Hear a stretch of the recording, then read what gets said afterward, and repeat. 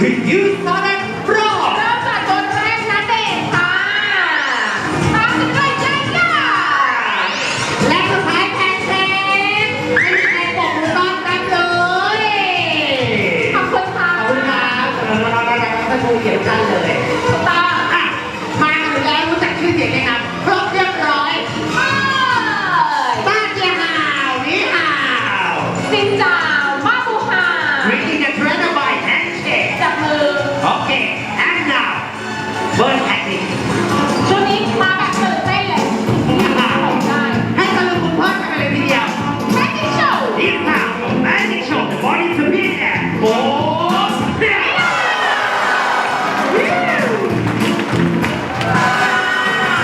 Please give a big hand นั่นละค่ะสลามันโกบิบิโน ช่วงนี้ต่อการลีลาของนายแบบแล้วก็นางแบบ today very hot. ร้อนมาก มันชายเยมากเลยอ่ะ ผมแล้วออกมาแป๊บเดียวไม่ถึง2 นาที ให้เดินกีฬาของเวสตาดีกว่าใจมาแบบแล้วก็นายแบบจ้า Supermodel, you walk style. ขายในวงการค่ะเสียงปรบมือดังๆตามจังหวะเสียงเพลงค่ะ เด็กไทยน่ารักมากปรบมือดังๆตามจังหวะเพลงเป็นต้นเสียงก่อนเลยให้ปรบมือดังขอให้เรียนหนังสือเก่งมาก เอ๊ะ Shut. เป็นไงเทนซี่โมเดิร์น เลิศ เข้ากับแสงมากเลยสุดท้ายขึ้นตัดกับสีผิวเลย แสบตามากค่ะ Oh, สะท้อนแสงนีออนแรกเลยทีเดียว ซื้อไปที่5 บาท อ่ะน่าจะเป็นในแบบหรือว่านางแบบสังเกตไหม โพสท่าได้ ร่างถ่ายรูปก็ถ่ายรูปเรียบๆเลยทีเดียว แอคชั่น okay. เรียกขึ้นมาขบวนการต้นหลายระวังระวัย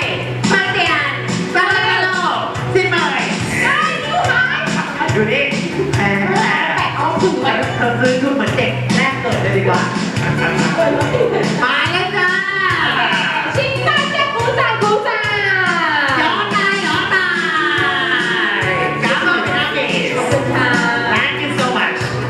And the next. ช่วงนี้มาแบบน่ารัก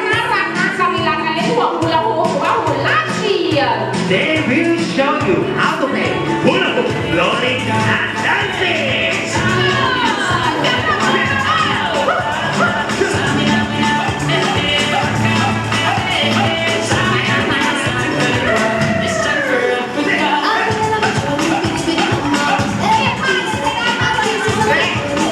เราคิดดูว่านายขนาดไหนไม่ใช้เพลงที่ได้เลยอ่ะ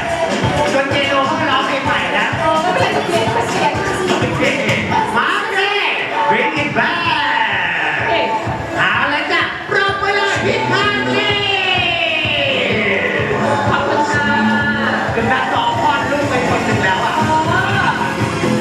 ช่วงนี้เขาบอกว่าลงมาไม่น้ำเร็วๆแบบนี้ Four. Yes, beat the fast. ทดสอบดีกว่า เร็วขนาดนี้แซงเก็บไว้ได้สบายเลย So much of a teacher. แม่แม่แม่แม่แม่ ชิงจังซันกุลิกุลิกาเดี๋ยวเห็นเจอ เชี่ยเชี่ยชุบรอดอาราเบียแซงกี้อันนี้ต้องมาเสียนะ And big one. Where did it go? มันยากมากจ้ะ ฟิชบอล ดูจ๋าส่งไปเลยกำลังใจหน่อยมั้ง Cheer them up. Put your hand together. ยากมากมากๆเลยไม่ได้ทำได้ง่ายๆนะมาเลยเส้นหลาย Bring it back. Okay. I give up. ยากยอมแพ้เลยทำไม่ได้ ให้เขาทำได้ โอเคพิสกี้แบบนี้ค่ะ ขอบคุณครับ ขอบคุณค่ะ Thank you so much. You're so kind. ใจดีทุกคนเลย โอ้โหไอ้ ง่ายสุด What? ๆตลกมาเลย กลางอากาศเจอจ้าดูบนกลางอากาศเลยนี่ เดินมาทิ้งขาเลย ลีลาสเต็ปมือสเต็ปการไปโอเค Jump to touch ball. In the middle. Stand by. Jumping and punching.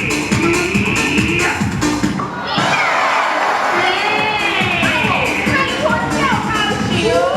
อีกก็ให้ตรงนี้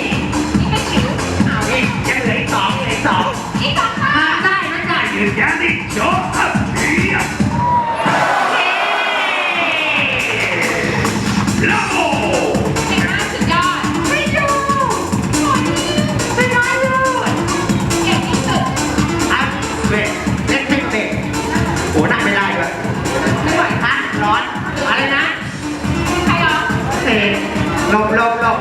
เสือเรียกมาสองบอร์ดเหรอ ใครคือช่างเกิด Oh, unbelievable. Darwin music a song for everybody. Let's listen. อ๋อคุณสุด Hey, this song singing and living. Wake up. เป็นไงตัวไหนเนี่ย บอกกันเอ้ยต้นทางกับพวกกระถางมันไม่หงายท้องหายกันหมดเลย ไอ้ยา Someone wrong side ดูลายเลนเจอร์ว่ะตัวพึ่งอ่ะมันจะต่อยอย่างเงี้ยลายเลนเจอร์อะไม่เคยเล่น ถ้ามึงอยากเล่นอะไรกันเนี่ยเล่นอะไรกันอยากจะฟังเพลงแล้วฟังเพลง แรงใต้เลยก็มาเชียร์โอเค ได้ไหนชื่อ อันหนึ่ง One more time Let's listen. เป็นไว้ฟังแล้ว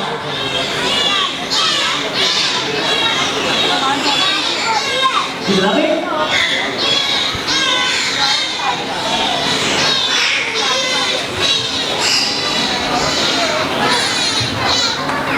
ปรบมือดังๆให้กับพี่คารี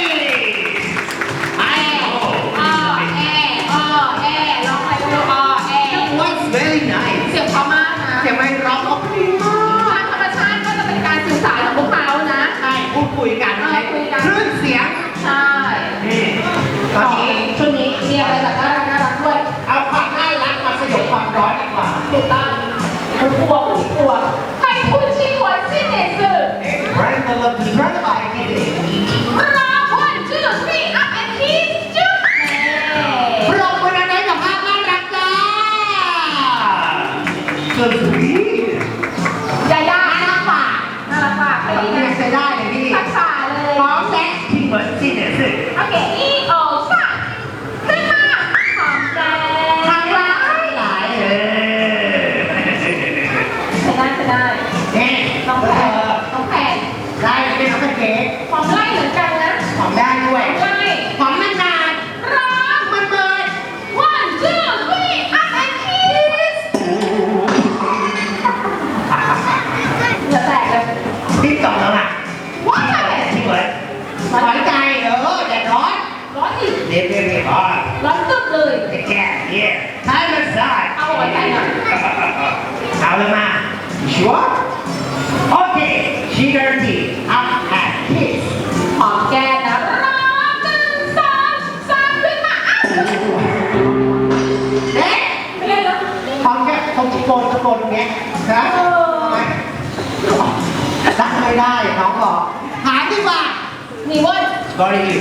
Okay, I do would like to kiss some little dad. Kiss the nut. หอมเปล่าเฮ้ยโอเค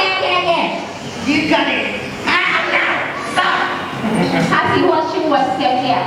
พอมาจากของเจ้าสาว I need to eat a water here by Jordan Show. ขอสามท่านค่ะ เชิญเลยครับระหว่างรอ เดี๋ยวเราจะให้น้องๆทั้งสามของเราไปผ่อนคลายด้านสบายใจ This time, representation by nature. Are you ready? Get ready. พร้อมแล้วปฏิบัติงานกันได้เรียนหนึ่งมาเลย ช่วยกันส่งตามจังหวะเพลงเลยเนี่ย How many?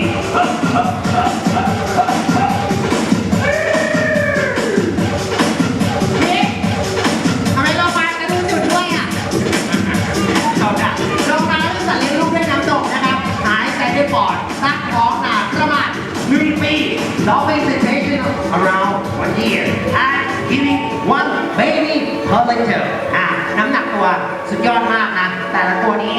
สำหรับสายพันธุ์นี้น้ำหนักตัวที่ 120 กิโลกรัมนะจ๊ะ อาหารที่ชื่นชอบก็คือรากนาเชนเองฮัลโหล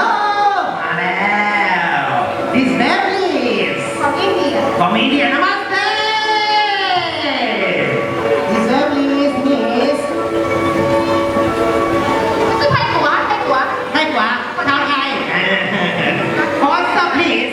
What's up please and bend down later แล้วมีแกมันต้องการด้วยล่ะ